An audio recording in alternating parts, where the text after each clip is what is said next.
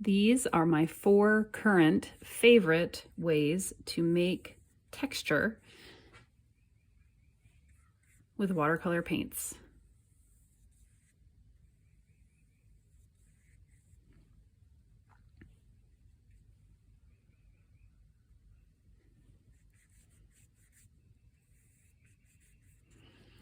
Method number 1 is bubble wrap. I like to use teeny tiny wrap with teeny tiny bubbles. The big bubbles, unless you're using a big area of watercolor, I don't find them as effective. I lay it down and then I put something heavy on top, and then you have to let it dry completely. So lay that down, put something heavy on top.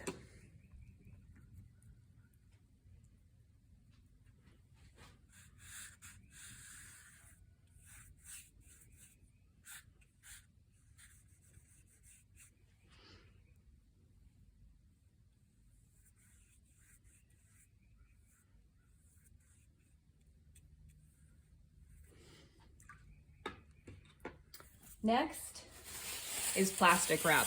Well, I never use plastic wrap because I don't have it, but I do have plastic bags, and this makes an equally interesting texture.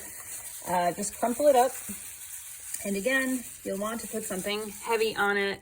I'm probably just gonna do double duty here if I can to try to weigh that down. I should have thought this ahead of time. I'll put something else on there too. Okay. You also have to let that dry completely.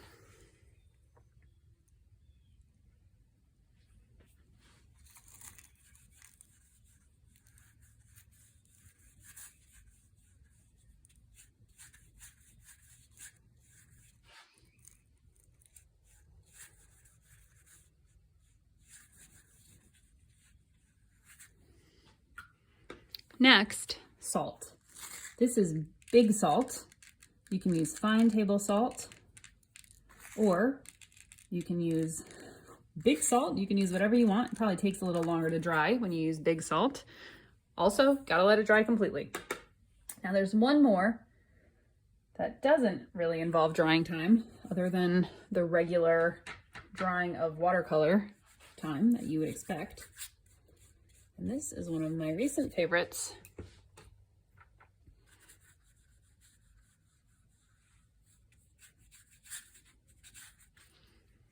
And that is rubbing alcohol.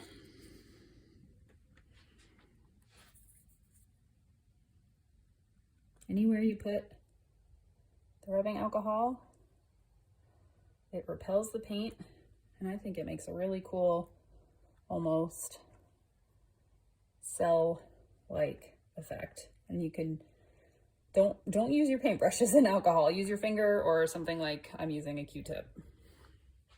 And it does look a little bit different when it's cool. And I'll show you the final results when I come back. Let's see if the paint is dry enough to reveal our effects. Let me take off the heavy stuff that I was using to hold this down.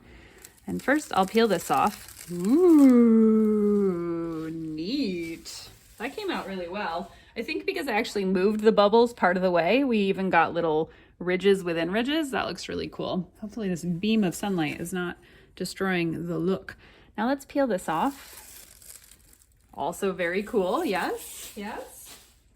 And I'm gonna use a dry brush to brush the salt off of here. Hopefully this can be the longest to dry, but it looks relatively dry. Maybe I could have given it, yeah, it's still a little wet, but you kind of can see what it did there. And then of course this dries quickly. So those are 4 different effects that I just think are really fun. You can use them in landscapes. In fact, I talk about some of these in the abstract landscapes class that I have online. But it's also just fun. Like, they're really great for just straight up abstracts or just adding dimension and interest to any watercolor painting that you have created. So I hope you have enjoyed this.